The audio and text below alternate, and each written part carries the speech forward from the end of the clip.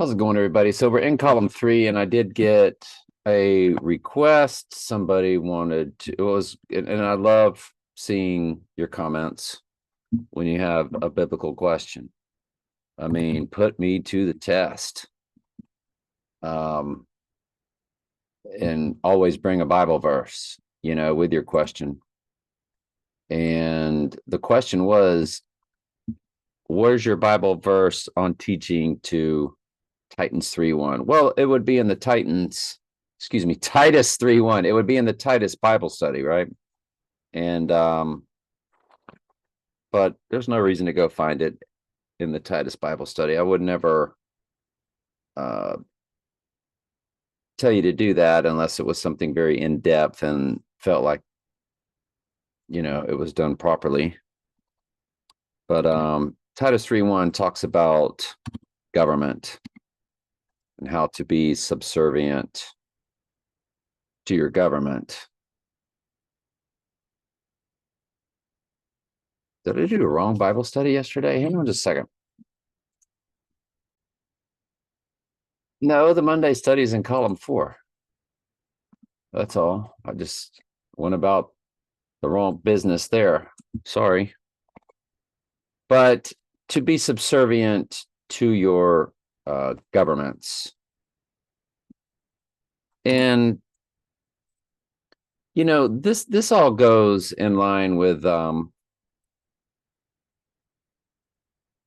that's right. Chapter 2, verse 5. There we go.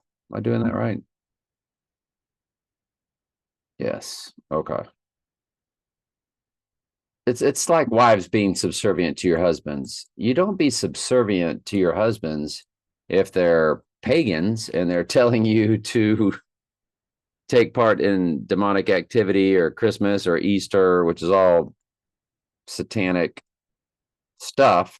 It's just looked upon as, they invented the Church of Satan. So you would feel like, oh, your Christmas and your Christian churches down the street were the good guys, which I think we can all laugh at that. They teach the satanic free will doctrine, which completely strips God of his sovereignty.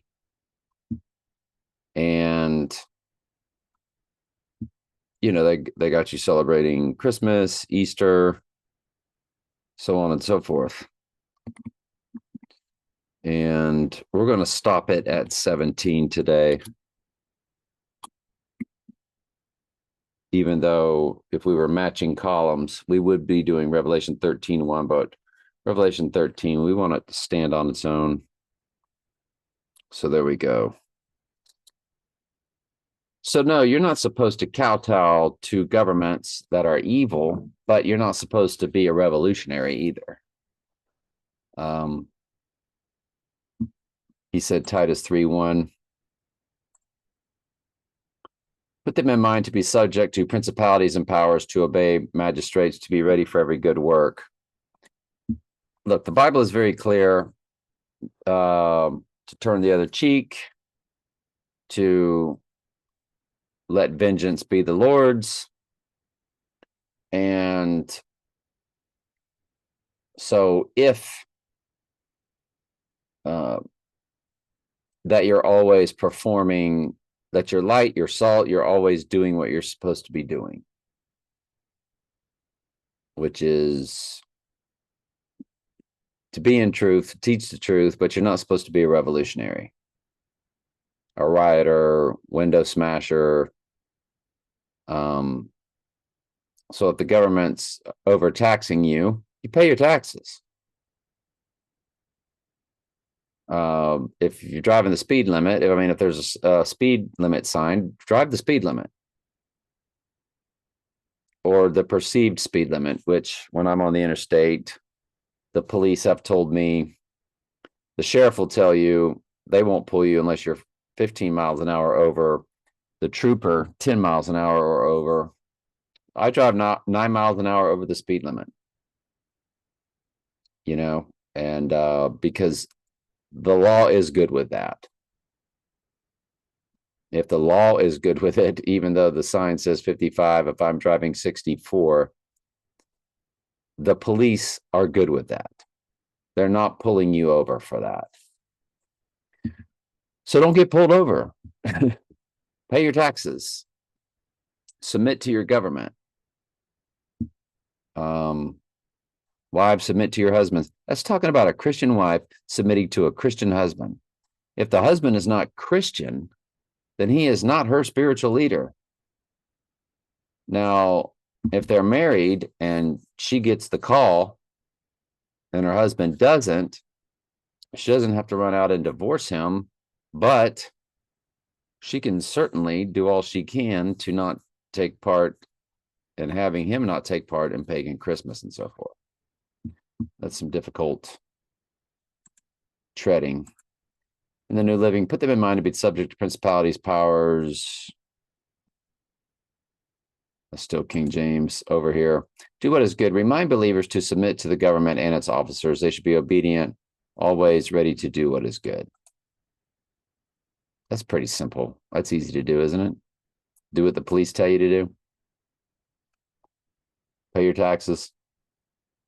Anyway, let's continue in Acts chapter 1.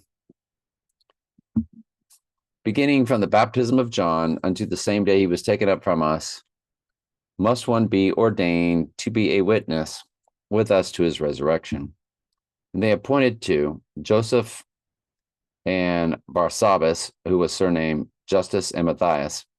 And they prayed and said, Thou, O Lord, let us know the hearts of these men and show us which two men you want us, out of these two men, which one do you want us to be this 12th apostle, from which Judas and his transgression,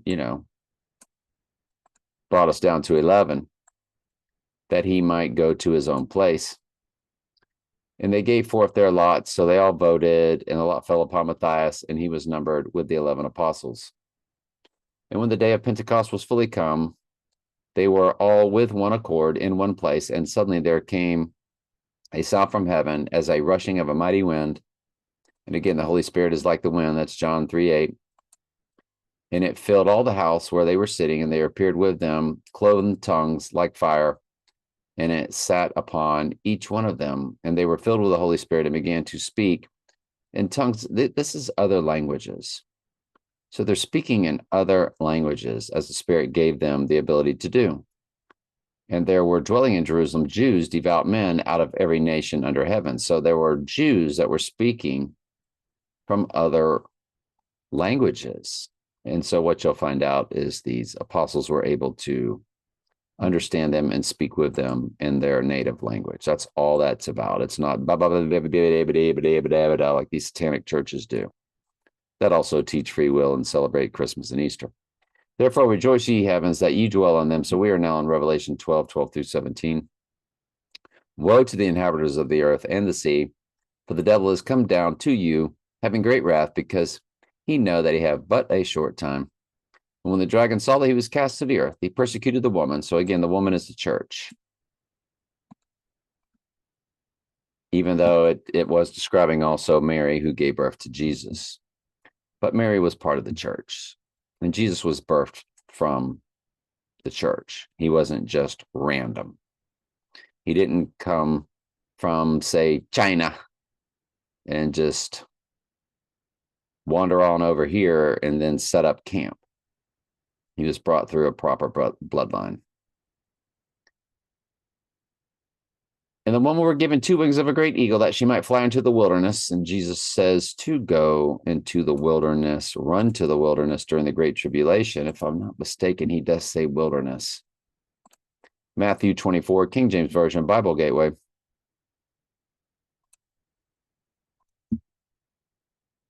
So when we go to, I guess, like 9 through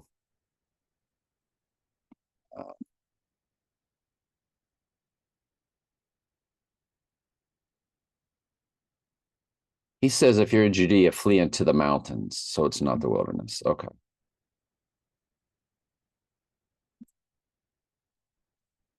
But that is, and it says to her place where she is nourished for, and it says that she's nourished during the great tribulation and from the face of the serpent, which is really meaning they will not die during the great tribulation.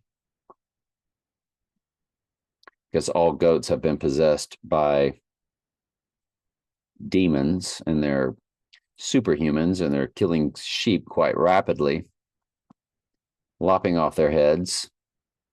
And we remember the Bible verse about the man who was possessed by devils and demons and so forth, just like what worshiping in the image of the beast, you'll be possessed, or the goats will be possessed.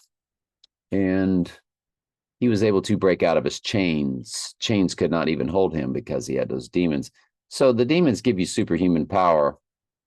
And that's what the Great Tribulation is. They will worship the image of the beast, and they are sealed. And a mark will come upon their right hand or forehead. And God also seals his sheep on their foreheads in Revelation. And I believe these are the ones he's sealing as they're protected. And the serpent cast out of his mouth a flood after the woman, that he might cause her to be carried away of the flood. And the earth helped the woman, and the earth opened up her mouth and swallowed up the flood, which the dragon had cast out of his mouth. And the dragon was wroth with the woman, or the bride of Christ, and went to make war with the remnant of her seed, which keep the commandments of God and have the testimony of Jesus Christ. That remnant of the seed, more than likely, is the Jewish bloodline. The remnant of the seed that Jesus came through. That would be the bloodline. I'm glad you're here. I love you very much. Ask questions anytime. That's what I'm here for.